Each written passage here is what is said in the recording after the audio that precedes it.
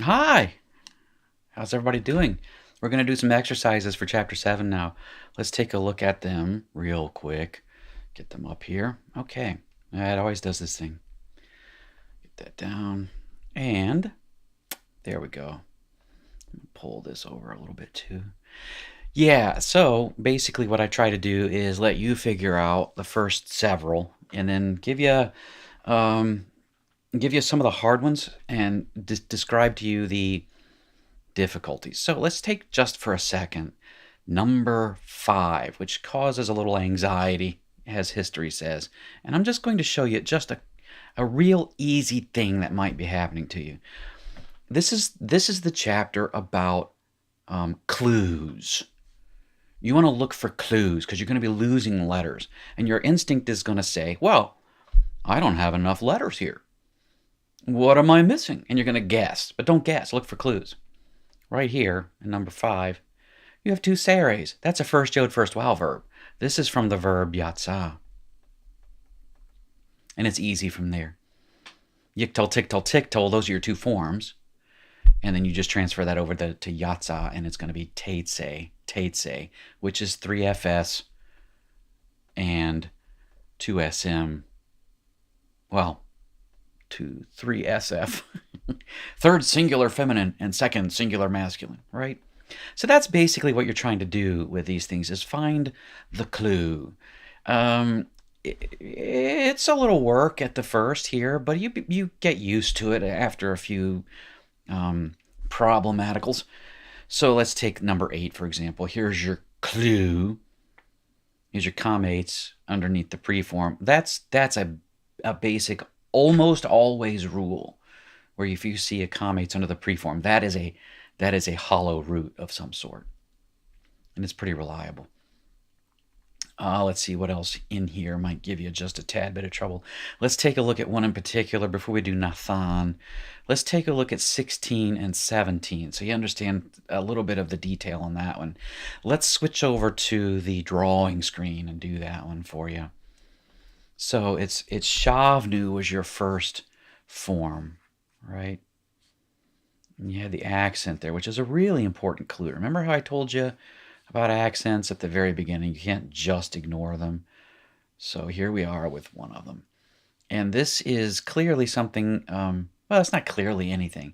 I think one of the things you'll be tempted to do is to look at Shavnu and think, okay, this is from the root Shavan. And you'll go look it up in your glossary and you won't find it because it doesn't exist. Right? But you have to take a moment and look carefully at what you actually have. You do have an oo ending. That's a vocalic ending.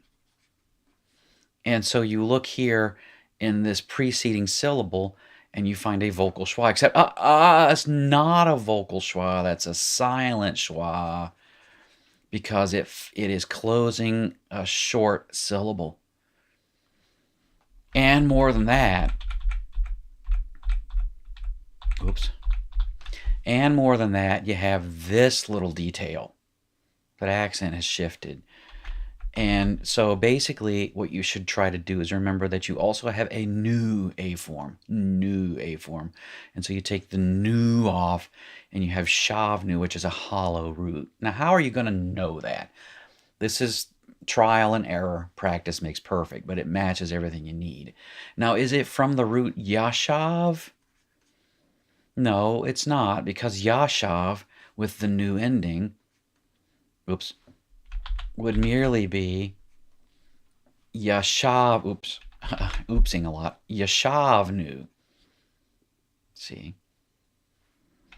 So this is the hollow root. And that's how I worked it through when I was doing Hebrew, is I kind of did trial and error. And then when it didn't work for me, I went on to the next possibility until I kind of learned how to recognize. And for me, the recognition is here quite easily. That is a big flag that says something's going on here, right? Shavnu. So this is the call perfect first plural common from shuv. And you'd translate that in a vacuum as we turned, returned, or repented. Difficulties. take a look at some other ones then. 17 is the one that helps a lot. Oh my, that didn't work at all. And so that is the kind of the exact opposite problem, right? And so you have a lot of the same letters. And I acknowledge fully here that part of the problem right now is that you're fledgling and you're not used to seeing all this stuff. And I just put the wrong thing there, right? But here you have a clear example of like a katal, katalu, right? You see this yod and you think imperfect, imperfect, imperfect, because this is chapter 7 and chapter 6 and 7 are imperfect, right? Now, don't do that, though. You have roots that start with a yod, first vowel, and you have to just take it easy. There's a bunch of clues here. You do have an u ending. You do have a vocal schwa because you have this metheg and a comates. This is ka to lu with a first yod, first vowel verb, and there's no real changes, right? So this is the call perfect third common plural, third plural common. One of these days I'll put the number in the right place. Number 18 is like it. So let's do a little bit of it. It's not exactly the same, but it's the same problem, right? So you've got this yod and the shin and the beith and the u ending. Well, now what? Well, you have everything you ought to have is you've got a vocalic ending, you've got a vocal schwa, right? Because you have a long vowel here, an open syllable. So something isn't right, though. I don't recognize that. Sere. And see, here's a rule of Dave. It's like, stop thinking. You see this Sere? You've got to call imperfect from the first yod, first vowel root, yashav here in this case. And then you work it all out. That's the third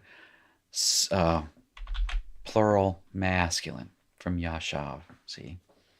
And you work it out, and it works the same. Ye shavu.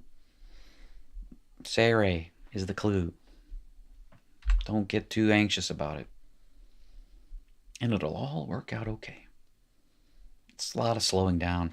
I think a big problem in learning Hebrew, especially if you're a slower learner, is you run out of daylight hours.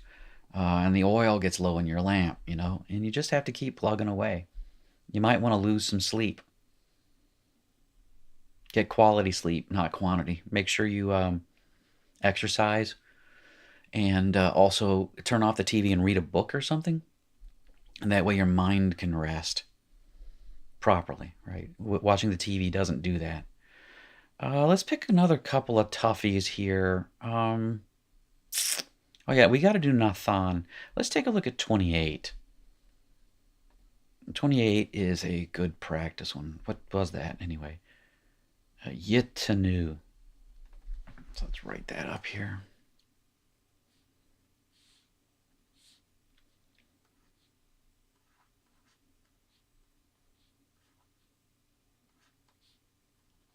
Yitanu. All right, so there's a couple of tendencies here. You see this new ending, but I think right about that point you should be at the level now where you go, it can't be right, because now it's all yit. There's no, just not. Let's try just the u ending. That's a vocalic ending. It's going to have a vocal schwa. Does it have a vocal schwa? Yes, it does, but let's unpack that real quick before we get on with it. This Dagesh, is that a Dagesh Lene or a Dagesh Forte? Well, it follows a sound in a Bagad Kapat letter. That means it is a Dagesh Forte. It's a doubled root letter. So this is actually Yit Tanu with two towels, right? And this one is vocal. I'm changing colors yet again. This one is vocal. And this one is silent because it's closing a short syllable. Okay? So where did this tau come from if you've got a yod? Well, that tau is the assimilated nun. And so you're working your way backward, and you actually have yin tanu. And then you can go, oh, I see. This is yik tulu. Right? See how it's exactly the same? You have a yod, followed by a herrick, a silent schwa, a vocal schwa, and a vocalic u ending. This is the call, imperfect, third plural masculine from Nathan. They masculine, push the button, will give. Okay, they will give. Nathan is a little tricky, especially since it just kind of adds its own difficulties, with it being kind of a little bit of a anomaly, but still following a kind of a regular pattern. 29 is a shave, Ceres, first Jod, first wow, and the Aleph is let me switch over so you see that. The Aleph is the first common singular, first singular common, right? And then, of course, your difficulties with combos, right? Not a le. Couple of things to look at here. You have this schwa phenomenon that can only really be learned by practice or by sheer grit and determination of memory work. It's a lot of extra work to do that you might want to just take the loss on the chin and learn as you go on that one. Na'ale, because it's a first guttural, and the first guttural gives you that echo vowel kind of thing. And then you're going to get a segel hey at the end. The real issue is, do you recognize that as a third hey verb? So that's the call imperfect. From a third hey verb, Allah. But what's the person, number, gender? First, plural, common. We will go up. Yeah, I'm checking inside my head to make sure that was the right thing. Yeah, so let's do the hard stuff. Let's separate the wheat from the chaff here, and let's write in Hebrew. They will journey. It's a verb subject object language, and the real difficulty right now isn't vocabulary. That's just something you have to do on your own, and there's no real syntax to think about. So we're just going to do the verbs. They will journey, and when there's some doubt about is it masculine or feminine, you just pick the masculine because it's going to be the default. They will journey, and that is from the vocabulary root nasa. We are in chapter 7, major variations of the imperfect, so let's kind of look at this and consider what the major variations might be. I see a first nun. I also see a guttural in the third position, so we're going to have a double thing.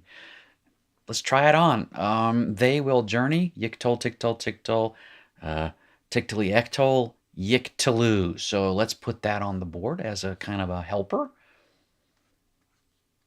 See, what's absolutely fundamental is having katal memorized and backwards, forwards, sideways, right? Like I told you. And the sideways thing, what do I mean by that? You have to know these rules. The vocalic ending and what it does, the light consonantal endings and what they do, the heavy consonantal endings and what they do. That's the sideways part. Be able to do that, and then this won't be any trouble at all. So let's add the preform, because it's the imperfect, yin, and then let's add the a form, su, right? So I have the vocalic ending with the vocalic schwa, vocal schwa, and then I have a first nun. That first nun is going to assimilate. How do I know that? Because I learned it in chapter 7. So let's assimilate that, mama. Right there in that samek. Get rid of the nun and the schwa. They have assimilated. And you can do that longhand. It actually didn't just assimilate as a nun. It assimilated into a samek. And then they put a dot there instead of doubling up to save ink. Yes, sa'u. And there's a question, which I actually got right by accident when it was asked in class. Why isn't that a guttural? A hatef patach, because it's got a guttural thing. What's controlling this vowel at this point, and how do you know? You just learn. It's Sprachgefühl. What's controlling this schwa is that consonant, not this one in this case. But doesn't it do it when it's a first guttural? Yes, it does. Does it do it when it's a second guttural? Yes, it does. But when it's a third guttural, it doesn't. And there you go. So let's get that off the board here and see what we got for our next one. Did I switch over? I forgot to switch over. Doggone it. I'm sorry about that. I'll write it down real quick. This is what you should end up with. Yes, sa-u. Right, the nun is here. And this makes that into a vocal schwa. And that was the whole speech about why doesn't the guttural change it just because. Yeah, switching over. I need an engineer. So if anybody wants to send me an actual living salary, I'll hire an engineer. But I'm not paying taxes on it. New York is really hard because you got to pay in the. If you did send me like an actual salary, it would have to include workman's comp insurance, which the New York State requires, and it basically just doubles up the salary. It's ridiculous for small businesses. Got to check some things here real quick. Oh, we're doing good. Okay. What was the question? I gave bread. Hopefully that first one wasn't too difficult and you could do it without seeing it. Gave. There's your nathan verb. So let's get it on the board. And I'm going to go ahead and keep the medial form instead of the final form because I feel like I'm going to have to change some stuff. Who's giving bread? I gave. Okay. So let's see. What is that going to be? Don't get fooled here. Remember that this is cumulative. This is the call. Perfect.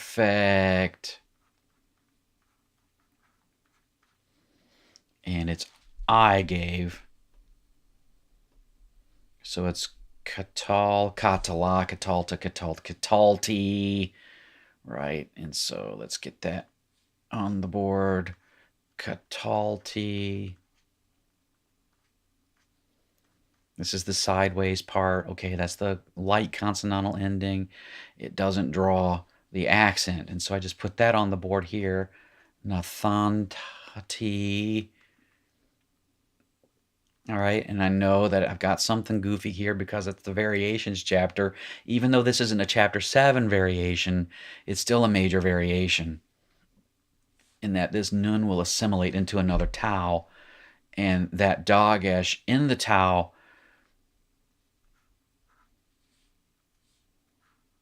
that one turns into a dagesh forte, nathati. Okay, you can slow it down and review it if you want to see that again. Let's go on to the next one. I will give. Okay, so now it's I will give, which is the future tense, which is asking for the imperfect. Remembering that the imperfect isn't really the future. It's just very helpful. So we get yiktol, tiktol, tiktol, tiktoli, ektol. And let's see how that goes. All right. So ektol, we're going to do nathan again here, and let's just use the medial form instead of the final form, and we'll use orange. So en tone. Two things will change on this one. First, it's predictable. The nun will assimilate. It'll turn into another tau. And by the way, there should have been a dagesh lene to begin with, and I didn't put that in there. But now that nun has assimilated, and they indicate it with a dagesh forte. Okay. The second one is something you cannot really know. You have to learn this one. And that is that holum, for some reason, in the nathan verb, no other verb does it like this, is going to turn into a sere. Not supposed to delete there. And so you get, let's do this one in green. Get that, attain. And then it turns out, after all, I should have written the final form, right? Because there's no A form on the first common singular, right? So there you go, attain. How do you know that's not a first jode, first wow? Well, I mean, the answer is that's a sickle. But it's just hard at this level, right? It's hard. All right, so let's see what else we got here in writing in Hebrew. She will bear a son. Okay, that is yalad, right? Vocab word. You just do that yourself. Yalad. Let's get that up here. And I'm going to be very careful to make my daleth with a daleth looking thing and not get confused with this one, the final form of the cough, because it turns into halak, a first yod, first vowel verb that starts with a hey. Yalad. Okay? Now, what does she want to do? She will beget. Did she already do it? She has not. She will bear a son. So she will bear, and that would be yiktol tiktol.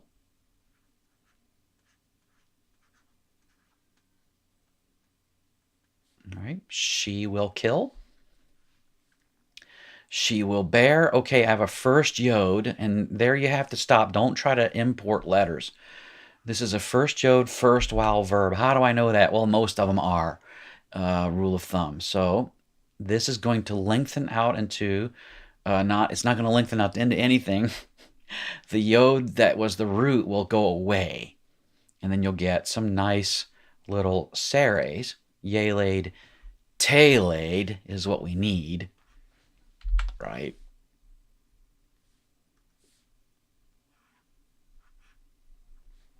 Yelade, telade. She will bear, or it's telade. Get the accent in the right place. And that's that one. She will bear. Okay. We will build the house. So we want to build. That's a third hay verb. Bana. So we got third hay stuff.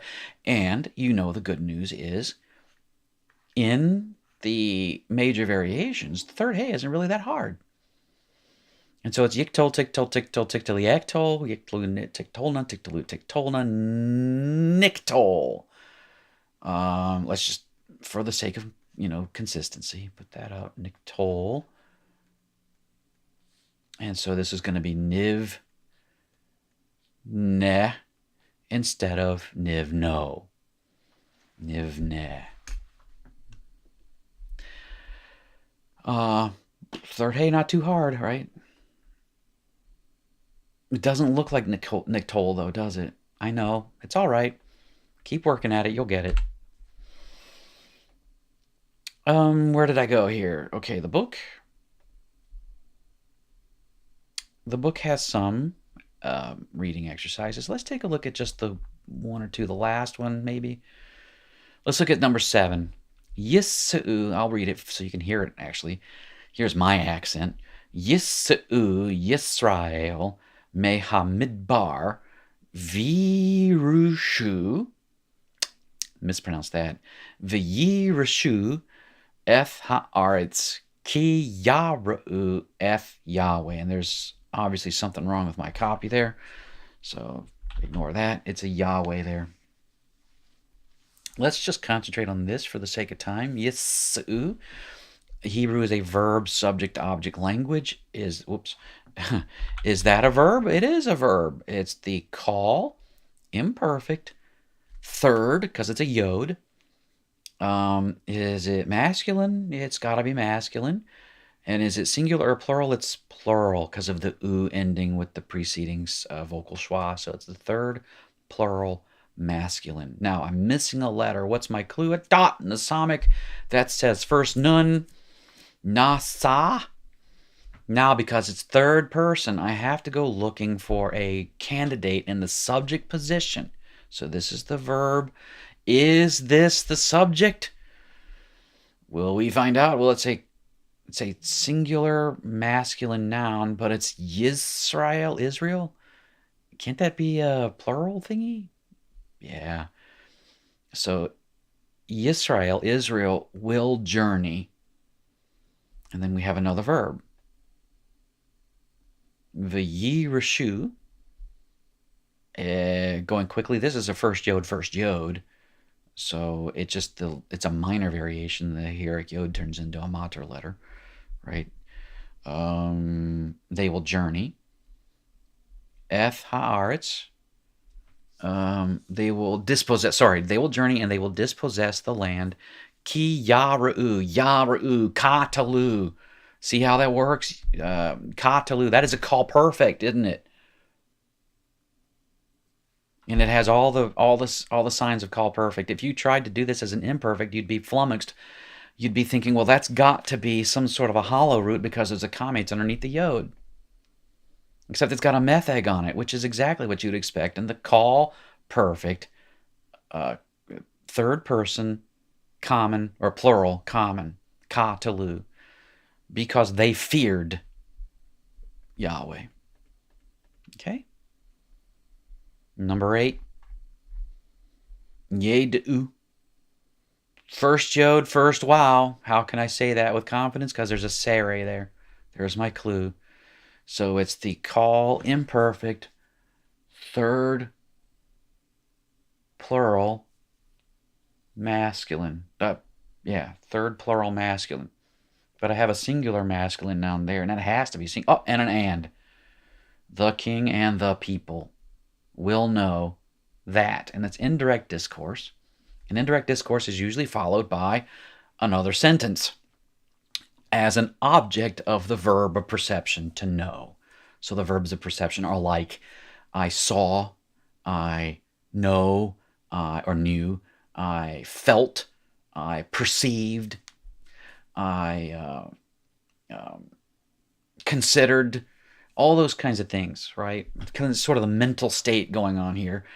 And it's going to be followed very frequently with a key clause, which is the direct object of the verb. And the direct object of the verb is going to be then another sentence. A little syntax and stuff there for you. It's good for you. Grammar. It's how you work out your own head in your own language. Ki Amar Yahweh. So just forget about the key and do that. You've got Amar, call perfect, third common, third masculine, third singular masculine with the subject Yahweh. That Yahweh said the words to the prophets. There you go. No problems, right? Oh, don't look at that. That's exercises. Any questions, as always, try to get in touch with me. And I love Hebrew, and I want you to love it too. So if this is years after you took the course, or if this is years after I've uploaded it, don't worry. Try to reach out, and I'll try to help you. It's been a pleasure. See you next time.